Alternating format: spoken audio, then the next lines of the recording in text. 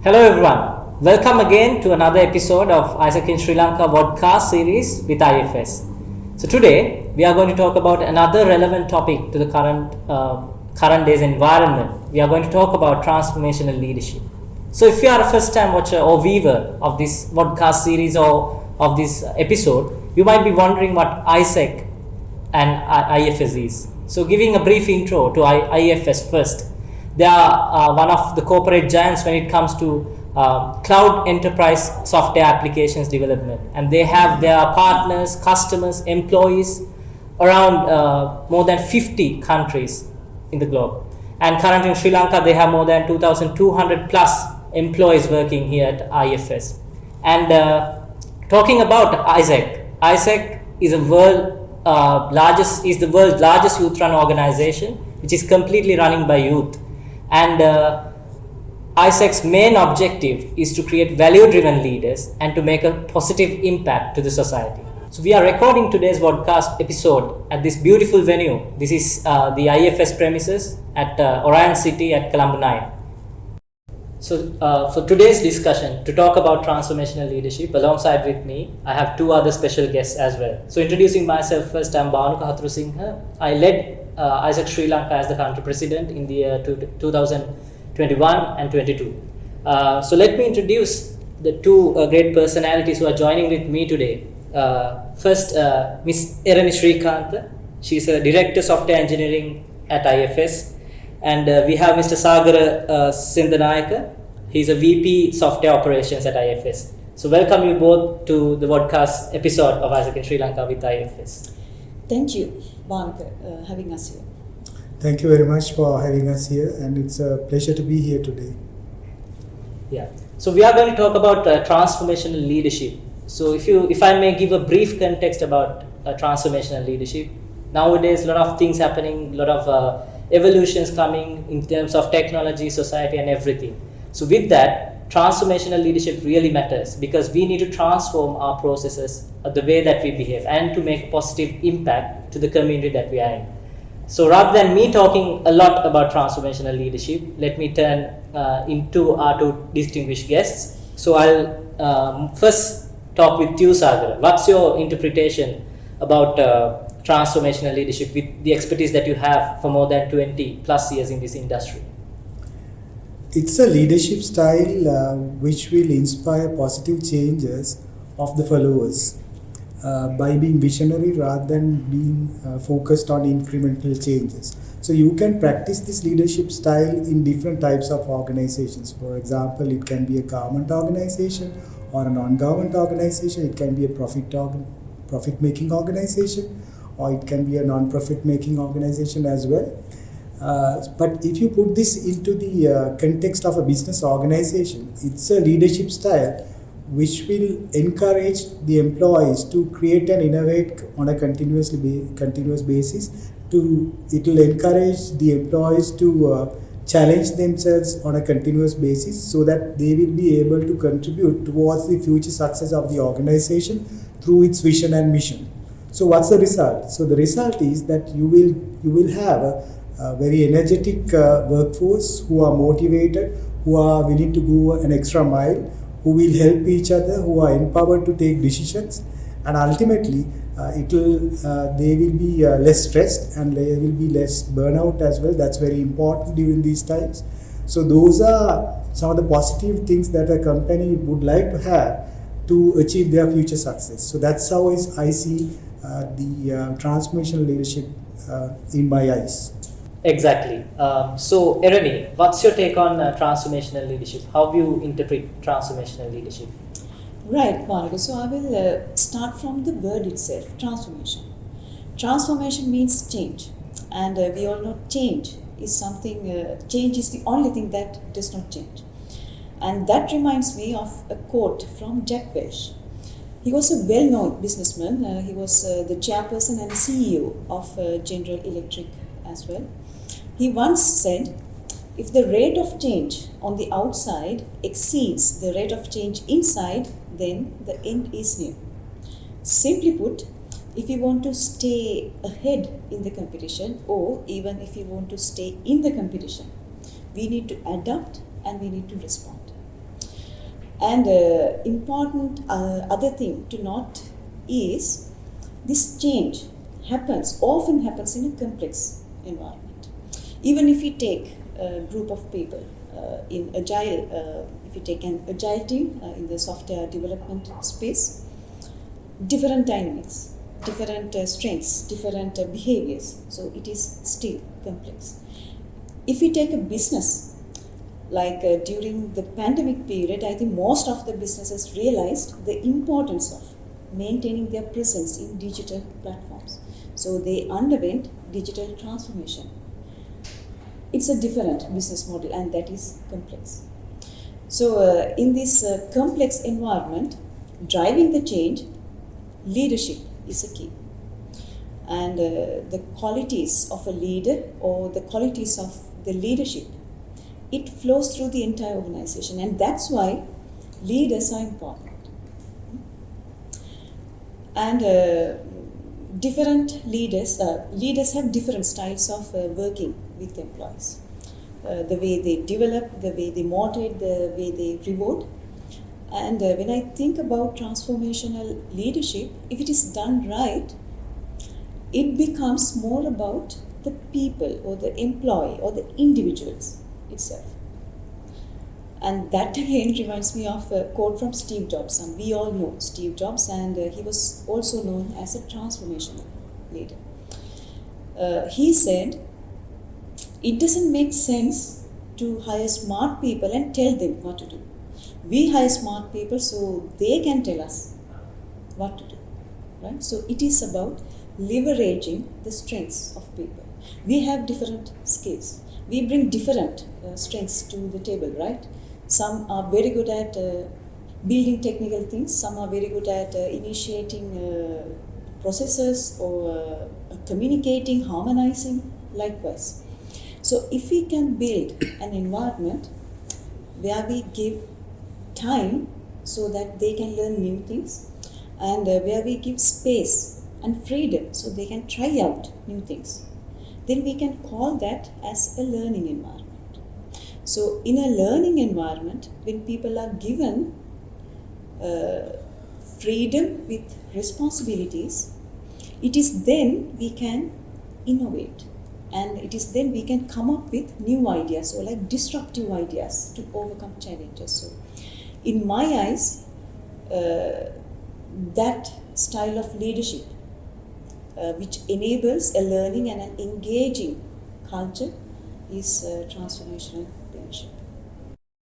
Indeed. While listening to your answer, Erani, I was wondering, with your expertise in leadership roles for more than 7 years, why does transformational leadership matters? What's your opinion on it?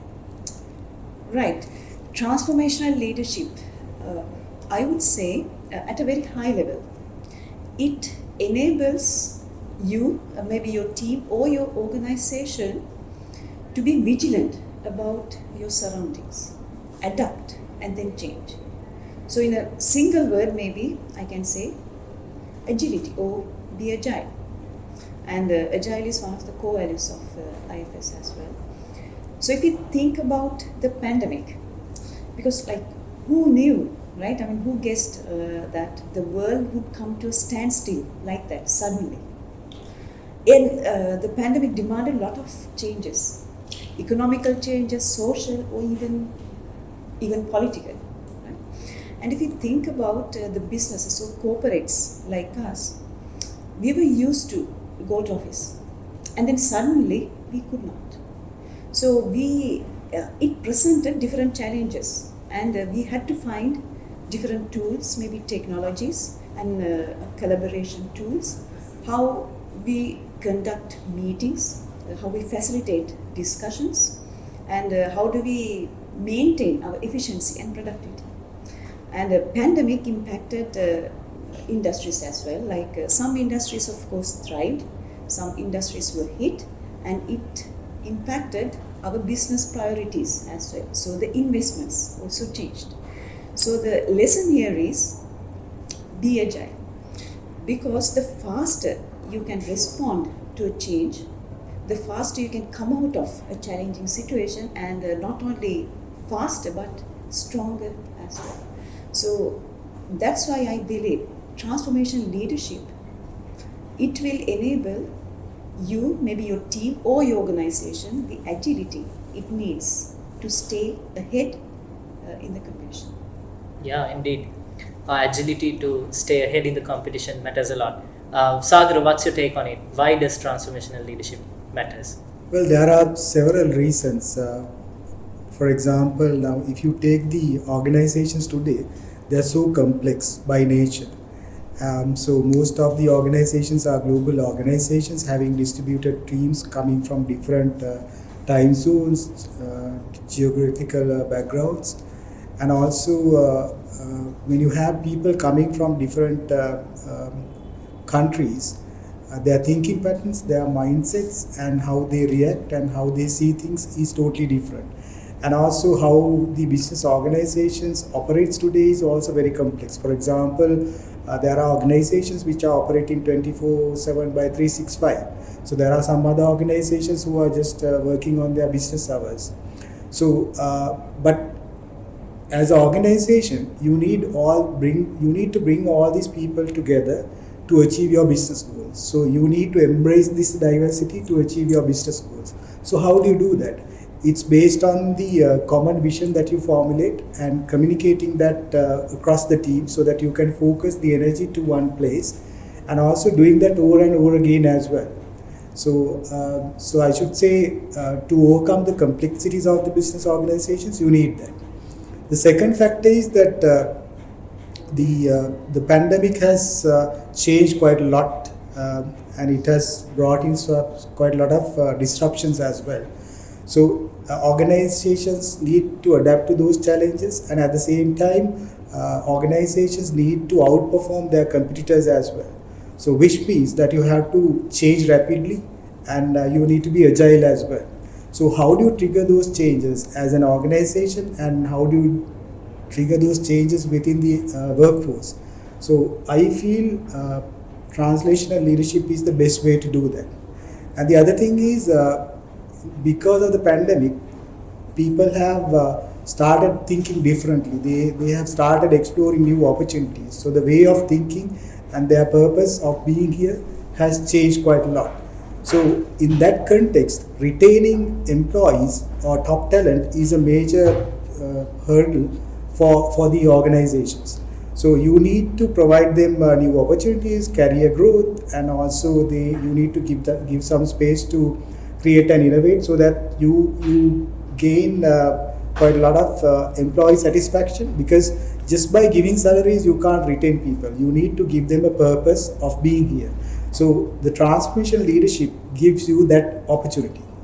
And the other thing is, in an organization, the leadership matters. You need to have a good leadership today, and also you need to have a good leadership in the future also in order to survive.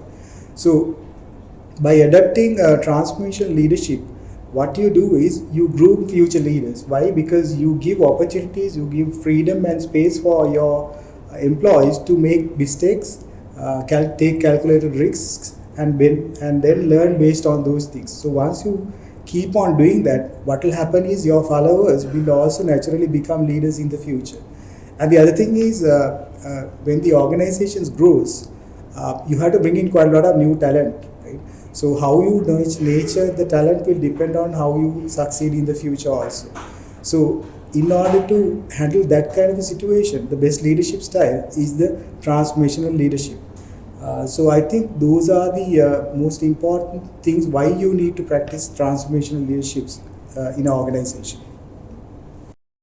So while listening to you, Sagara, I want to extend the previous question into another stage. How can we enable transformational leadership in an organization? Well, it's a very interesting question. I feel, first of all, you need to become a role model in the organization, setting right examples and setting the positive examples.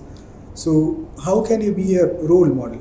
So you need to have high moral and ethical standards. You need to have empathy towards other people, and you need to show these characteristics when you communicate with others and when you work in the organization on a continuous basis, especially when the going gets tough.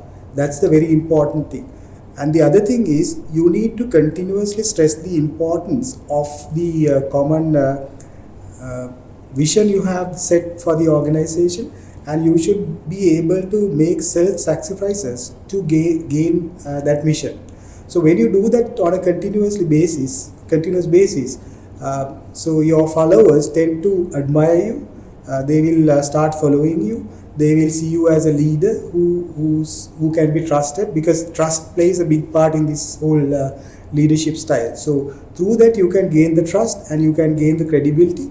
So with that credibility and trust, you can be the person who would make the initial move to trigger the changes that you want to have in the organization. So that's very, very important. The other thing is, you need to embrace a culture who will embrace a culture within the organization, so that your followers will help each other.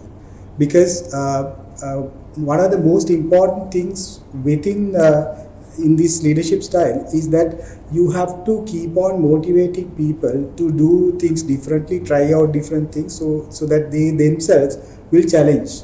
So when you encourage people to do different things and challenge themselves, so they are stepping out from their comfort zones, so which means it's so natural that they will do mistakes. So when you do mistakes, there should be some help for them to get over that. So you as a leader, you can provide that help. So you need to be closer to the team, and the other thing is that help should also come from their colleagues as well. So that's where you need to embrace a culture where helping each other is very important. So I think the core values of our organization becomes very important here, because if those core values enables a supporting culture, the learning culture and helping culture will naturally come up. So it's very important to do that. And the other thing is, you as a leader, you have to provide support. So how to support your team, you need to be very close to your team. You should be a very good listener, and you should remove the fear of making mistakes and people coming to you and talking about their mistakes. So having flat organizations will also help quite a lot in these cases. And the other thing is, you need to understand the rhythm and the pulse of the organization also, and you need to understand the practical challenges people are facing. So then only you will be able to provide the help, or if you are not able to provide that help, you should be able to bring the correct people to provide that support as well, right? So how do you provide that support? I think the best way to do that is through coaching. It's a very strong tool that we can bring organizations and teams into different levels. But in order to do that, you have to have quite a lot of patience as well, because it requires quite a lot of understanding on the organization and how people work, and also you need to have an understanding of the individual person as well. So the coaching that you give for your team or for different individuals will depend on the person also. It will depend on the skill set that the person has, the mindset that the person has, how strong that person is. But as a leader, you need to be close to them to understand those things and provide that help. And the other thing is, you should eliminate the fear of making mistakes as well. So you have to encourage people to do different things, and then you need to have quite a lot of patience so that you will see your teams making mistakes. But if you try to step in and take over the situation, they will not ever learn. So you need to be really patient to see those changes, and you need to know when to step in also, because you can't let the team do continuous changes as well. So there's a lot of you need to have a lot of self-confidence, and also you need to be prepared to see people doing changes so that you can embrace a learning culture. These are very valuable points. How we can enable transformation leaders within an organization. You can be a role model, you can provide that culture, and make sure that you are providing your followers to be free and to perform at their best, and then they will become a transformational leader someday. Erani, I'm turning to you again. What's your take on it? How can we enable transformational leadership? Right, Bhargav. And I agree with you. I mean, very valuable points by Sagara. So when it comes to enabling transformation leadership or becoming a transformational leader, I see that as a fusion of two things. First and foremost, you have to believe in the change. You have to have passion about the change. And as Sagar very correctly mentioned, you have to become a role model. You have to walk the talk. So that's very important. And the second element is understanding whom you are with in this transformation or in this journey of change. And if I share a personal story from my end, this is while I was learning driving, and I did it with my brother. He was seated in the passenger seat, and I'm behind the wheel. And when you're learning, you're a bit nervous, and you try to recall the theory. And so while I'm learning, when there comes a turn that I need to take, let's say to the left side, so I turn the steering wheel to the left.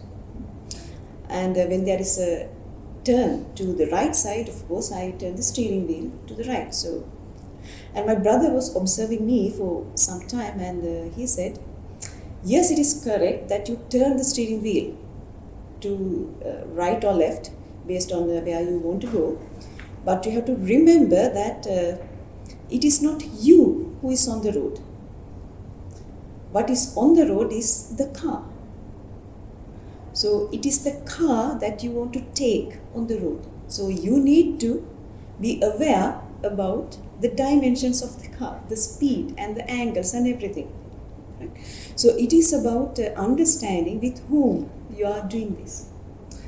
And whenever I have to lead a change in my team or in my organization, I recall of this incident, because then I realize, yes, it is not just about me.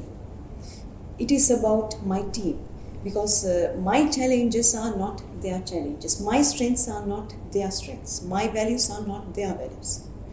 So I need to be empathetic. And if we want to make a positive change, I want others to be on board with me as well. And as Sagara also said, others will not come on board if they don't trust you. So I need to establish a trusting environment, and that takes a lot of work. I have to be credible, I need to be transparent, and I need to be open about the change. Because sometimes change comes with different challenges, so I need to be open about it. So if I recap, so I see this as a fusion of two things. One, being you, you yourself being passionate about the change. That is very important, because if you don't project that you believe in the change you are doing, others will not follow you. So you need to be the change, you need to be passionate, and you need to be a role model, and then be empathetic and understand with whom you are in this journey with. Listen and understand their challenges and facilitate them. So I think that is the secret, or how we can enable transformational leadership within an organization. These are great points. We are creating as leaders a faithful environment, and then our followers or the members in our team will follow us, and they take the ownership and making sure that they are achieving the results that we want, the common collective goals that we have. And at the same time, these can be applied to yourselves as well. We talked about this in an organizational perspective, but while listening to both of you, what I understood was we can apply it to ourselves as well in order to be a better version of ourselves. So we can come to the end of this Vodcast series. I'm thoroughly enjoying the Vodcast series as of now. So I wanted to direct to Erani again. What is the one last message that you want to give to our viewers?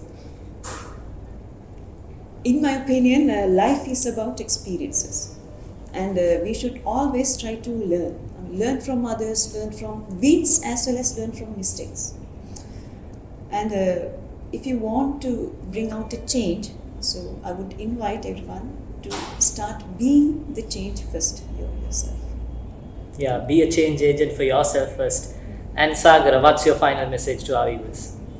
Well, it's about taking calculated risks, and and you have to always keep in mind that you are working with people. So when you take risks, people will make mistakes. So you need to have empathy, and you need to be able to help them. So if you believe in your team, and if you are patient, and if you are a good listener, I feel that you can take your teams and the organizations to the next level.